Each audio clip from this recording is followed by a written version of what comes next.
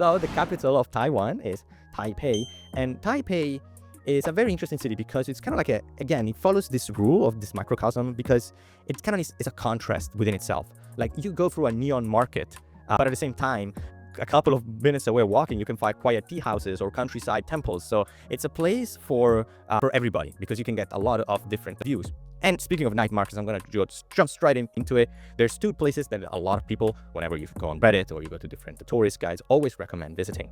It's the Shilin and Rohe night markets. Okay. Yeah, and these night markets are basically they're a cultural event on its own, and you can find a lot of very interesting, I'd say, activities to do. You can get your bubble tea, the Taiwan pride and joy, but also you can get a little bit more interesting items like.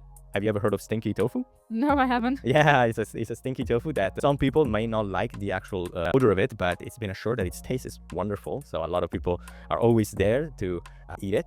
And you can also have some very, I'd say, bizarre, for a Western side of point at least, you can have some bizarre games like goldfish scooping. Okay. Yeah. What's that? Yeah, I know. It's like it's just a normal game where you scoop goldfish. I can't go too much in depth because there's a lot of variants in the games depending on the market that you're going. But it's definitely something that will keep you entertained for a long time at least. Nice. Actually, there are more locations that you can visit when you're in the capital. For example, the Taipei 101. Yeah, that's a really, really tall tower. It was once the tallest building in the world. Oh my God. And it's like a marvel of both of engineering, but also feng shui. Oh, okay, that's nice. And it has what I found quite interesting is that it has a massive wind damper in the inside.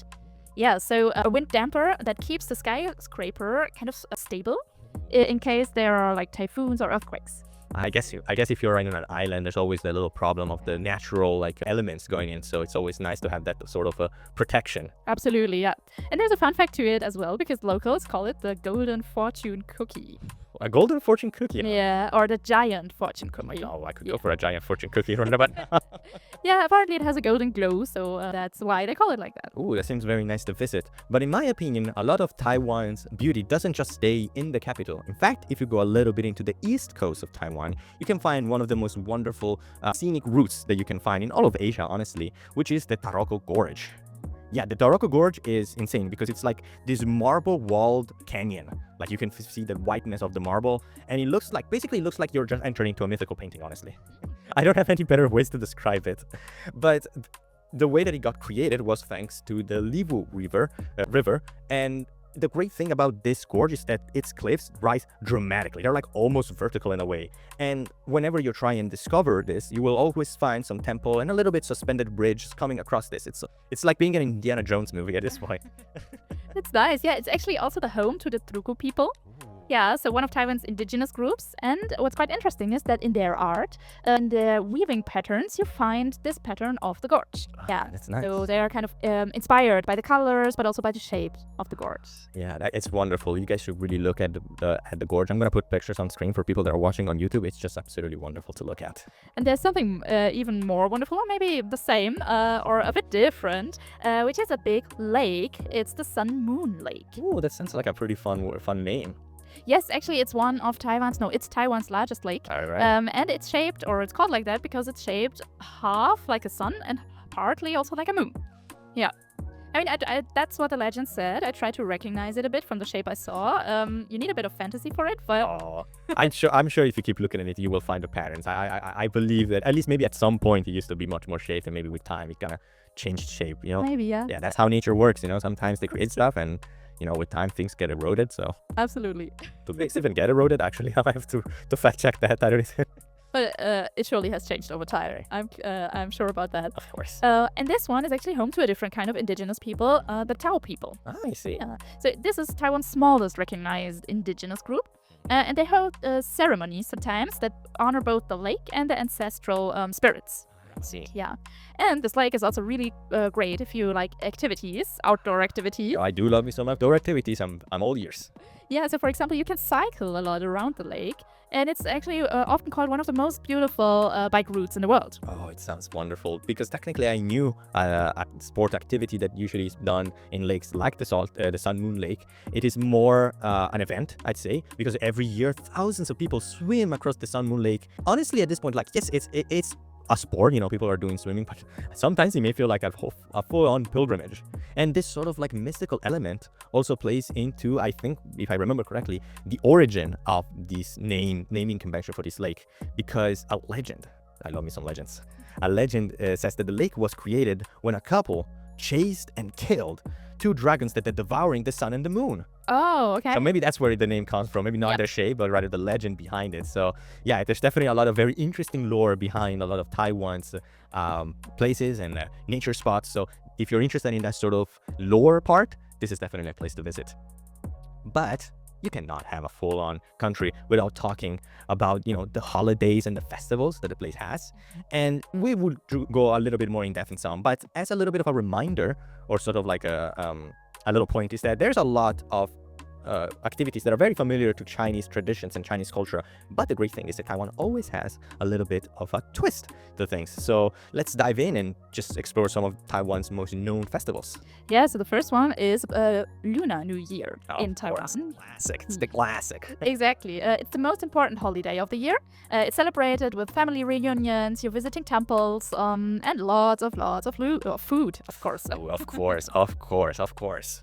Yeah, and it's quite interesting because there are some family rituals behind it. So, for example, the family, they will clean up their house, bottom to top, completely, to sweep away the bad luck.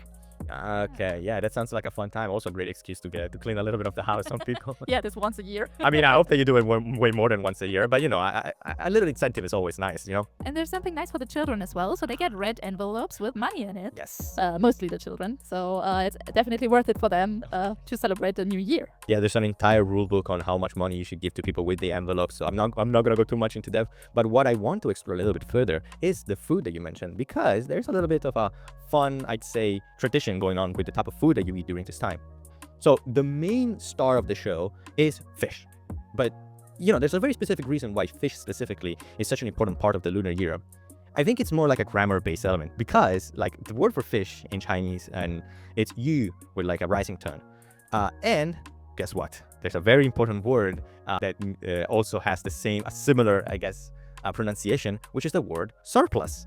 Because the word for surplus is shangyu.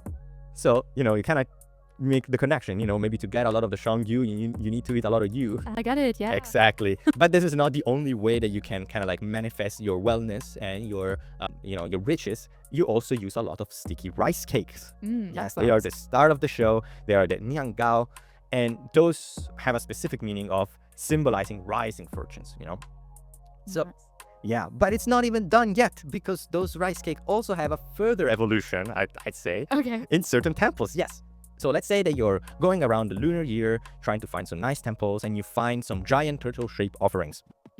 If those turtle-shaped offerings are made of sticky rice and sugar, you're in good luck, because those offerings have a specific meaning. It means long life. So yeah, there's a lot of symbolism when it comes to food, and hey, who doesn't like big offerings made of rice? Like, I could go for some sticky rice right about now. Yeah, now that we talked so much about it. Exactly. Well, some of you might ask now, what about like fireworks? Like we have it, for example, for celebrating New Year's here in Europe. Actually, there is one tradition around firecrackers, at least. Ooh. Yeah, so they are lit to scare away the mystical beast Neon. I see. And in modern cities, I mean, not the classical ones are used anymore because they're so noisy, but they actually use digital firecrackers. Yeah, and then also like temple-sponsored fireworks. So not everybody has their own one, but the temple organizes it. Yeah. That's the modern version of it all. Digital firecracker. That sounds I have to say, that sounds very unusual. I really want to see how it plays out in the long run, because it's strange to say the least. But for people that are interested in exploring a little bit more of the more adrenalistic part of Taiwan, there is one very important festival that goes on every year. On the 5th day of the 5th lunar year, there's this holiday called the Dragon Boat Festival. And the great thing about the Dragon Boat Festival is it's all about celebrating the poet Qu Yuan, but also it's all about speed and sweat. Okay. And as you may kind of already understand, a lot of sticky rice. Yeah. But the main appeal of this time of year is the dragon boat races. I do love me some races, so you better listen up if you're into sports. So a lot of different teams paddle with these beautifully decorated long boats in the rhythm of drums. It's insane. It's so adrenalinic. It's absolutely heart pumping. And if you're interested in seeing these races in real life, you better go to the Daija River in Taiwan, of course, where most of the most famous races happen. Nice. Actually, if you don't want to travel so far, I have even seen dragon boat races here in Germany. Really? Yeah. Oh no, I never saw those before. I might have a look. Maybe there's a dragon boat festival somewhere in your area too. I mean, honestly, like they sound so much fun to be in a long boat beating with drums. It's gonna be very sweaty, but damn, it's gonna be very fun. So I don't blame other countries for kind of having their own version or celebrating along Taiwan, you know? Yeah, but what was definitely missing at the one I was looking at were the dumplings, the sticky rice dumpling. Yeah, it's songsi, which is actually also a tradition of that festival, which are triangular parcels wrapped in bamboo leaves, and they're mostly filled with pork, peanuts, or egg yolks. And each region also has their very own version of it. You know what's really funny? You mentioned the egg yolk. I want to kind of delve a little bit more into the egg part of it because there are some superstitions that actually stem from the concept of eggs. Like some superstition, it's of course not applying it for everybody, but some superstitions say that if you stand an egg upright on the day of the Dragon Boat Festival, guess what? You have a lot of luck. Okay. But if it does fall down, bad fortune will follow you. So be careful when you're standing upright, your eggs. So, you know. Yeah, probably especially the people who prepared those dumplings, handling a lot of eggs on that day. Yeah. And what's actually also quite interesting about this festival is that it's not only about tradition, but also about community spirit. So a lot of schools, for example, they have their own team for the dragon boats. Yeah, it's quite cool. Like you can already like be raised with it as a kid. And I can't imagine the amount of stress that you will go to have to compete with your own school and represent it. It's gonna be as fun as it looks. Like imagine being forced to be in a boat and to have to represent yourself with all of these other boats. It's gonna be insane, but I think it's gonna be worth it at the end, you know? Yeah, I think so too. And that's one of the major things that make Taiwan's culture so interesting. But the great thing about Taiwan culture on a more general aspect is that there's a lot of different roots that are blended all together. You know, you have the classic Chinese roots, you have the indigenous heritage that not a little talk about, and as well as the modernity side. And surprisingly, there's a lot of Japanese roots inside Taiwan as a society because between 1895 and 1945, Japan had a very extensive reign over Taiwan. And the result of it was a lot on the architectural side of Taiwan. You will find a lot of railways that are Japanese style architecture that seems to mimic the Japanese style things, and as well a lot of onsen-like hot springs. So maybe if your plan to Japan doesn't go as well, maybe you can go to Taiwan and experience those hot springs as well because they're very similar to the real deal. But when it comes to language, actually, Japanese is not so common over there. Of course. Because nowadays it's Mandarin Chinese. So this is the official language. But Taiwanese Hokkien is widely spoken in daily life. And there are also some indigenous groups preserve their own Austronesian languages. Yeah, and that's more on the ancient part of it. But there's also a little bit of some interesting, I guess, a little bit of a cursed fun fact for the modern side of things. Because actually, did you know that Taiwan has like the most amount of 7-Elevens in the entire world? No. Yeah, like there's over, I think, like what, 6,000 7-Eleven stores in total. It's insane. And the great thing about these stores is that for people that are not as aware, because in the West they're not as present, is that you can do basically anything inside these stores. So like you can of course go there and buy snack, which is the origin of it, but you can also do, let's say, you can send packages. That's one thing that you can do. You can buy concert tickets if you want. Okay. Yeah, there's a lot. And also, because of course, why wouldn't they? You can also pay your utility bills that way. So yeah, you can do so many other things. And some forums online joke about the fact that you could technically live without even ever opening a bank account in Taiwan, because all you need is a nice 7-Eleven near you, and you can basically cover most of your daily activity. But now that you mention it, I feel like it would be very nice to know more about this Hokkien, because I'm not as familiar on what it is, because it doesn't really get shown a lot when you speak about this country. Can you tell us a little bit more about what Taiwanese Hokkien is like? Yes, of course. So it's the most widely spoken language in Taiwan outside of Mandarin. And it's part of the Southern Min language group. Very interesting. Yeah, and for decades, actually speaking Hokkien was discouraged under the martial law. But now it's like thriving again, even in pop songs and dramas, and it's also more supported. Children learning it at school. Oh, that's very nice, because I didn't know that it was this rising, because the only thing that I know about Hokkien is that whenever you search different languages, if there's one thing that Hokkien has that stands out with the rest of the Chinese sounding spaces is the very, very prominent presence of idioms, of very colorful idioms and proverbs.